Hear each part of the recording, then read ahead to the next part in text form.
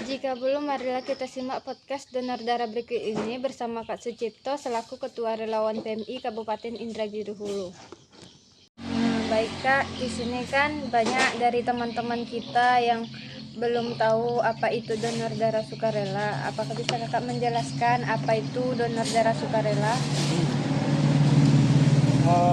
Donor darah sukarela itu adalah mendonorkan darah secara umum atau dengan cara sukarela, di mana darah tersebut diambil dan si pendonor tidak mengetahui darahnya ini nanti untuk siapa. Jadi benar-benar kita datang ke PMI ataupun ke labor rumah sakit untuk berdonor darah secara sukarela, dan darah itu untuk siapa si pendonor tidak tahu. Kan itu Kak, kebanyakan kan ada dari sebagian dari teman-teman kita ingin mendonorkan darah dan ingin tahu apa sih manfaat dan tujuan dari donor darah sukarela tersebut. Kalau manfaat donor darah kepada si pendonor itu banyak manfaatnya. Dia mungkin mengurangi penyakit jantung, kolesterol, dan mungkin bisa menurunkan resiko kanker juga. Nah, jadi ada beberapa manfaat lagi yang sangat bagus untuk si pendonor jika dia mendonorkan darahnya.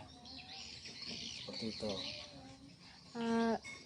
Terus Kak, kan kita butuh syarat-syarat donor darah nih, karena kan kalau donor darah kan harus tahu syarat-syaratnya. Kalau bisa, kalau Kakak tahu apa sih syarat-syarat dari donor darah tersebut Kak? Oke. Kalau untuk syarat donor darah ataupun si pendonor yang ingin berdonor darah itu memang harus sesuai dengan persyaratan pendonor. Pertama dari segi umur minimal 18 tahun. Umur minimal 18 tahun sampai umur 55 atau 60 tahun. Tapi untuk umur yang di atas itu 55 dan 60 tahun itu biasanya kita pastikan juga fisiknya bagus. Kalau seandainya fisiknya tidak bagus, tidak memungkinkan untuk donor, kita juga tidak kita ambil nih darahnya. Yang kedua berat badannya. Berat badan ini terbagi dua, yang cewek dan yang cowok. Kalau yang cewek itu sekitar 45 minimal 45 kilo. Yang cowok itu minimal 50 kilo untuk berat badan.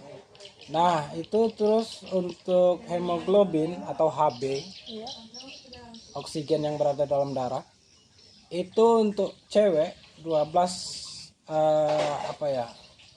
mmHg kalau nggak salah tuh. Satuannya. Terus yang untuk cowok itu 14,5 sampai 17. Kalau yang cewek itu 12 sampai 15. Nah, kalau berat badan tadi udah, kalau tinggi badan bebas. Tinggi badan tidak termasuk dalam kategori syarat donor darah. Berarti tinggi badan itu tidak termasuk bagian dari syarat donor darah. Nah, terus tidak bertato.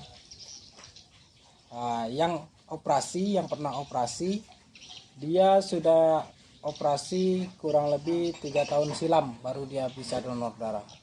Berarti pasca operasi harus 3 tahun Setelah operasi dia baru mau donor darah baru bisa. Oke, berarti baru bisa mendonorkan darah setelah dia melakukan 3 tahun operasi. Ya, usia operasinya tuh udah 3 tahun. Gitu ceritanya. Setelah itu sekarang ini dalam masa pandemi corona, itu jika si pendonor sudah vaksin kedua, 1 bulan setelah vaksin kedua baru kita bisa donor. Terus jika dia belum vaksin sama sekali juga bisa donor. Kita lanjut. Jadi tadi kita ulang, jika dia sudah vaksin kedua, 1 bulan setelah vaksin kedua baru bisa donor. Jika dia belum vaksin sama sekali, boleh donor. Akan tetapi jika dia baru vaksin pertama, Apa? Itu Tak apa-apa nanti dikat aja. astagfirullah. Kita ulangi lagi ya. Jika dia belum vaksin sama sekali, bisa donor. Jika dia baru vaksin pertama, itu biasanya tidak diizinkan untuk berdonor. Kenapa? Karena kita secara umum diwajibkan melakukan 2 kali vaksin. Jadi sebaiknya lakukan atau selesaikan sampai vaksin kedua. Nah, apabila dia sudah melakukan vaksin kedua, sebulan setelah vaksin kedua baru bisa dia donor. Itu selama pandemi. Jadi syarat pendonor itu ada nambah sedikit. Nah, terus kalau yang untuk perempuan tidak sedang menyusui. Oke, terus jika dia pendonornya perempuan, dia tidak sedang menyusui, tidak sedang hamil, dan jika seandainya dia sedang halangan, itu tidak bisa berdonor. Seminggu setelah halangan baru bisa donor. Dan pastikan jangan sampai dia berdonor hari ini, besok dia halangan. Itu berbahaya sekali. Itu beberapa contoh dari syarat pendonor. Bagaimana cara yang pasien atau korban yang terkena COVID dan membutuhkan donor darah plasma, Kak? Oke. Untuk pasien COVID yang membutuhkan pendonor atau yang membutuhkan darah, ini yang didonorkan adalah plasma darah. Yang didonorkan adalah plasma darah. Namanya itu donor darah konvalensi. Yang diambil adalah plasmanya. Tujuannya untuk apa? Untuk meningkatkan imun kekebalan tubuh kepada si pasien yang terdampak COVID ini tadi. Makanya pasien COVID itu dia membutuhkan pendonor yang pernah kena COVID juga. Seperti itu kira-kira.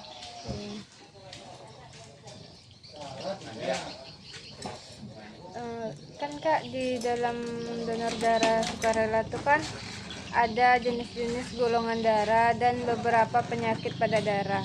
Ya. Apakah Kakak bisa menjelaskan apa saja golongan darah, terus apa saja penyakit yang ada penyakit apa saja yang ada pada darah? Kalau penyakit yang ada pada darah itu jelas pertama HIV/AIDS, sifilis, hepatitis A, B, dan beberapa penyakit darah lainnya. Nah, jika terdapat penyakit darah seperti itu, si pendonor darahnya tidak bisa digunakan. Jadi darahnya ini tidak bisa kita berikan ke si pasien. Takutnya nanti akan kena kepada pasien. Jadi sebelum darah itu diberikan ke pasien, darah ini nanti dicek lagi nih, ada nggak penyakit darahnya. Nah, kalau untuk golongan darah itu ada 2 yang kita ketahui, nasional dan internasional. Dimana kalau untuk golongan darah nasional, maksudnya se-Indonesia itu ada 4 jenis golongan darah. Darah A, darah B, darah AB, dan darah 0, atau biasanya orang kita bilang atau masyarakat kita bilang darah O. Itu dia. Nah, sedangkan untuk internasional hanya berlaku 3. Darah A, darah B, dan darah AB. Sementara untuk resus darah itu ada 2, nasional dan internasional. Ada resus min dan resus plus. Untuk di Indonesia itu kebanyakan resusnya positif. Jadi untuk golongan darah A ada A plus, ada orang bilang A biasa saja. Ada B, ada B plus.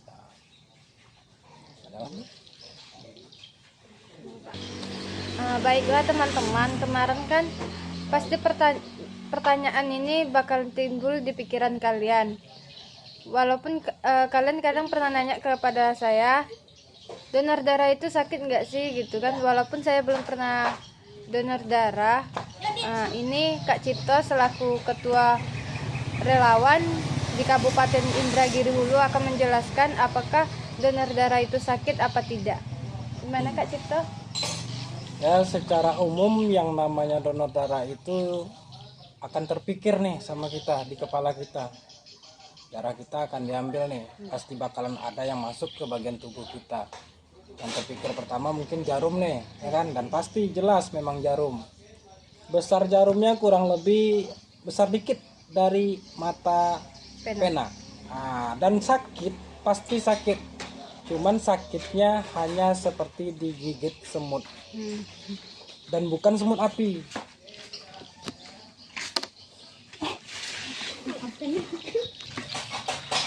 Nah, untuk banyaknya, berapa banyak darah kita diambil itu dalam hitungan 350 gram satu kantong. Satu kantong Jadi, berarti 350 gram. 350 cc, sorry. Oh, cc. 350 cc, salah satuannya.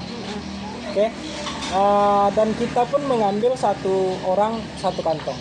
Nggak berani kita ambil satu orang 2 kantong walaupun dia meminta.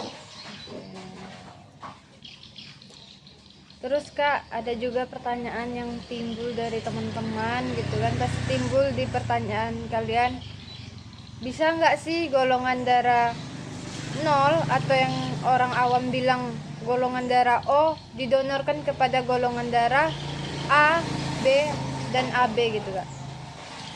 Dulu darah 0 ataupun darah O itu adalah golongan darah universal, makanya internasional pada golongan darah internasional darah 0 atau darah O itu tidak dibunyikan. Nah, jadi golongan darah O itu dulunya bisa didonorkan kepada si pasien yang memiliki golongan darah A, B ataupun AB dulu. Sekarang tidak bisa lagi. Sekarang darah A, pasien yang membutuhkan darah A harus mencari si pendonor dengan golongan darah yang sama. Begitu juga pasien yang golongan darah B, AB, dan O itu sendiri.